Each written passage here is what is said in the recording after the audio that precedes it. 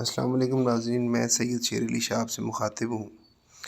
نجوم کی ویڈیو کے ساتھ ساتھ کچھ اصلاحی ویڈیو بھی بنانے کا آغاز کیا اور ایک سائنسی تحقیق میرے سامنے سے گزری، تو میں نے سوچا یہ آپ لوگوں سے بھی شیئر کی جائے کہ تدفین کے بعد جو مردے کے ساتھ جو مردے کا جسم ہے وہ کیسے گلتا ہے۔ تو ایک سائنسی تحقیق سامنے سے گزری کہ تدفین کے ایک دن کے بعد یعنی ٹھیک 24 گھنٹے کے بعد انسان کی آنتوں میں ایسے کیڑے یا ایسے کیڑوں کا گروہ سرگرم ہوتا ہے جو مردے کے جسم کے مختلف حصوں سے نکلتا ہوا باہر نکلنا شروع ہوتا ہے، ساتھ ہی ناقابل برداشت بدبو پھیلنا شروع ہوتی ہے، جو دراصل اپنے ہم پیشہ کیڑوں کو دعوت دیتے ہیں۔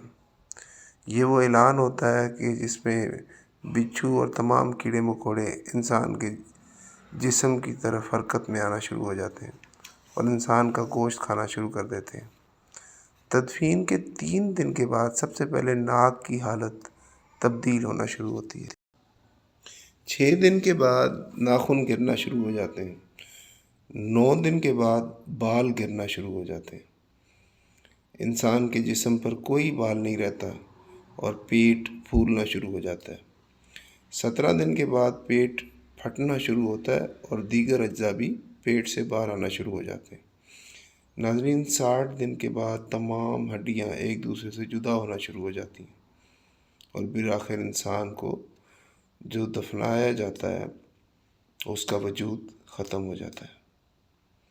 دوستو، غرور، تکبر، حرص، لالچ، گھمنڈ، دشمنی، حسد، بغض، جلن، عزت، وقار، عہدہ، بادشاہت، سب دھری کی دھری، انسان کی حیثیت ہی ختم۔ مٹی کا بنا مٹی میں دفن اور مٹی ہی ہو جاتا ہے۔ 5-6 فٹ کا انسان اپنی عقل اور تکبر میں کیا بے نشان ہو جاتا ہے۔ دنیا میں اکڑ کے چلنے والا، اپنے آپ کو طاقتور سمجھنے والا، دوسروں کو حقیر سمجھنے والا، دنیا پہ حکومت کرنے اس لیے ہم سب کو خاتمہ بالخیر کی دعا کرنی چاہیے۔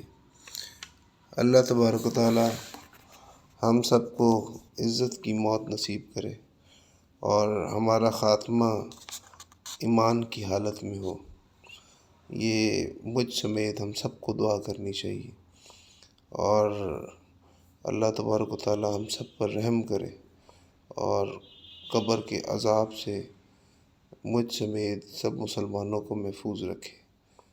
بہت شکریہ۔ اللہ حافظ۔